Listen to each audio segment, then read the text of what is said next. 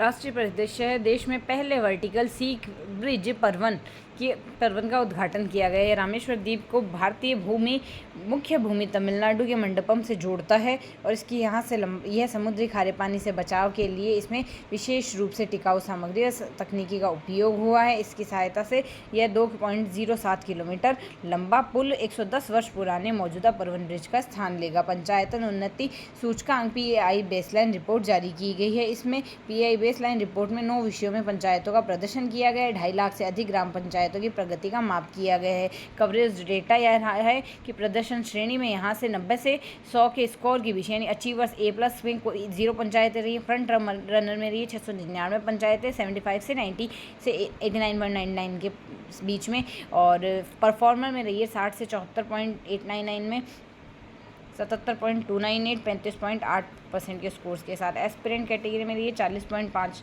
से 59.99 में रही है 61.2।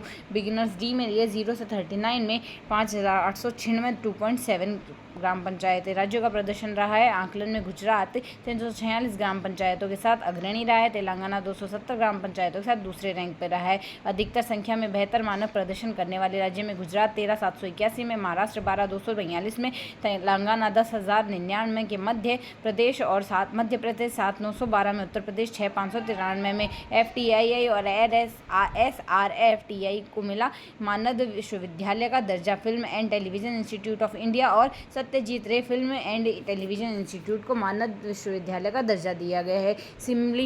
सिमलीपाल बना भारत का 107वां राष्ट्रीय उद्यान। सिमलीपाल ओडिशा के मयूरभंज जिले में स्थित है और यह सिमलीपाल ओडिशा का दूसरा राष्ट्रीय उद्यान बन चुका है, जिससे पहला था केवल भितरकनिका राष्ट्रीय उद्यान था। उल्लेखनीय है कि सिमलीपाल वन वर्ष 2009 में UNESCO world network of biosphere reserve का हिस्सा बना था।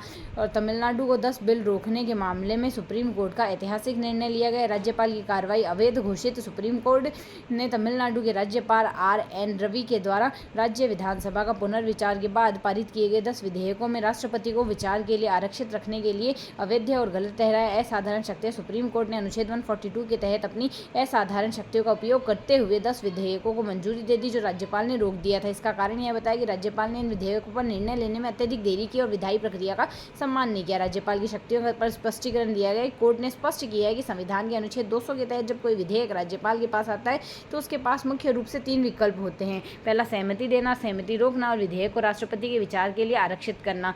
कोर्ट ने कहा कि विधेयक को राष्ट्रपति के लिए केवल पहली बार में ही आरक्षित किया जा सकता है, परंतु उसके बाद वापस भेजे गए विधेयक को सामान्यतः आरक्षित नहीं किया जाता है। कोई पॉकेट वीटो नहीं है। कोर्ट ने कहा कि संवैधानिक योजना के तहत राज्यपाल के पास पूर्ण वीटो या पॉकेट वीटो यानी अनिश्चित काल तक विधेयक को रोके रखने की कोई अवधारणा नहीं है। विधेयकों पर निर्णय की समय सीमा बताई है कि सुप्रीम कोर्ट ने राज्यपाल के लिए विधेयकों का निर्णय लेने के लिए समय सीमा निर्धारित की है। यदि राज्यपाल मंत्रिपरिषद की सलाह के विपरीत सहमति रोकता है तो विधेयक को 3 महीने के भीतर विधायिका को वापस करना होगा। जब राज्यपाल मंत्रिपरिषद की सलाह के विपरीत राष्ट्रपति के विचार के लिए विधेयक को आरक्षित करते हैं तो यह भी 3 महीने के भीतर ही किया जाना चाहिए। जब राज्य विधानसभा का पुनर्विचार के बाद राज्यपाल को विधेयक प्रस्तुत किया जाता है तो उन्हें 1 महीने के भीतर इसे मंजूरी देनी होगी। मुंबई में भारत का सबसे बड़ा क्रूज टर्मिनल MICT के क्रूज का संचालन शुभारंभ किया गया। यह मुंबई इंटरनेशनल क्रूज में टर्मिनल का परिचालन शुरू हुआ है।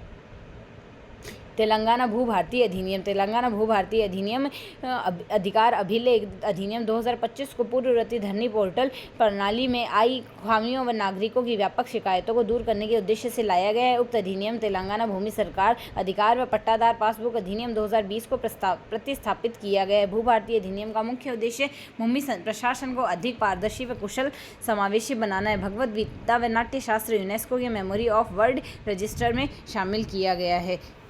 नेक्स्ट, अमरावती बनेगा विश्व का पहला पूर्णतः अक्षय ऊर्जा से संचालित शहर। अमरावती आंध्र प्रदेश में नियोजित राजधानी अमरावती पूरी तरीके से यहां से अक्षय ऊर्जा पर संचालित बनेगा। 2700 मेगावाट हरित ऊर्जा दोहन करने के साथ ही शहर भी अपनी सभी बिजली आवश्यकताओं को सौर, पवन व जल विद्युत जैसे स्थायी स्रोतों के माध्यम से पूरा करेगा। देश का रक्षा निर्यात बढ़कर 23,622 करोड़ रुपए पर पहुंचा है और यहाँ से रक्षा उपक्रमों में 2024-25 में 42.85% की उल्लेखनीय वृद्धि हुई है। 15,000 करोड़ से 15,000 करोड़ डीपीएससी ने क्रमशः 15,233 करोड़ और 8,389 करोड़ रुपए का योगदान दिया है और यह आंकड़ा 15,209 और 5,874 करोड़ था पहले, जो 1 अप्रैल को नया डेटा साझा किया गया। वक्फ संशोधन अधिनियम 2025 को राष्ट्रपति की मंजूरी दी गई है।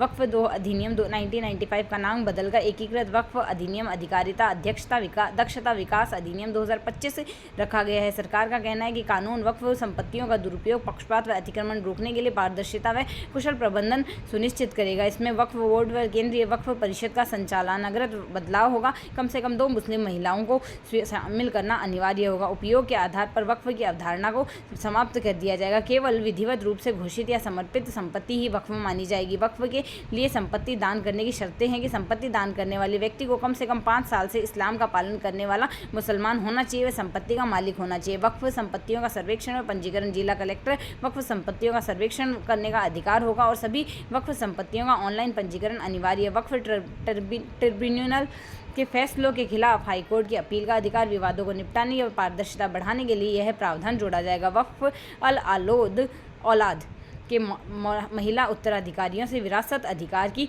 सूचना सुनिश्चित करना होगा। भारत इलेक्ट्रॉनिक्स लिमिटेड रक्षा मंत्रालय ने Bharat electronics limited BEL Bengaluru के साथ एक रक्षा संबंधी समझौते पर हस्ताक्षर 7 अप्रैल 2025 को किया। यह समझौता भारतीय वायुसेना electronic warfare EW shoot and aircraft modification kit के अधिग्रहण Mi-17B5 हेलीकॉप्टरों पर उन्हें लगाने के लिए किया गया है। खरीद भारतीय स्वदेशी डिज़ाइन के रूप में विकसित व विनिर्मित है। और किस राज्य विधानसभा द्वारा पिछड़ा वर्ग आरक्षण 23% से बढ़ाकर 42% करने से संबंधित प्रस्ताव पारित किया गया? तेलंगाना में किया गया। राष्ट्रीय कौशल विकास निगम NSDC व पंडित दीनदयाल ऊर्जा विश्वविद्यालय PDEU का द्वारा संयुक्त रूप से स्थापित उत्कृष्टता केंद्र COE का शुभारंभ 21 अप्रैल 2025 को कहाँ किया गया? गांधीनगर, गुजरात में किया गया। अनुसूचित जातियों SC के उप श्रेणीकरण को लागू करने वाला भारत पहला राज्य बन गया तेलंगाना का। केंद्रीय मंत्रिमंडल को बिहार में 6,282 करोड़ को इस नदी लिंक परियोजना को 28 मार्च 2025 को मंजूरी दी गई। कोसी मेची अंतर्राष्ट्रीय नदी लिंक परियोजना। केंद्रीय मंत्रिमंडल ने बिहार में 3,712 करोड़ की लागत से 120 किलोमीटर लंबे 4 लेन वाले किस राजमार्ग कॉरिडोर को मंजूरी दी गई? पटना आरा है सासाराम राजमार्ग कॉरिडोर को।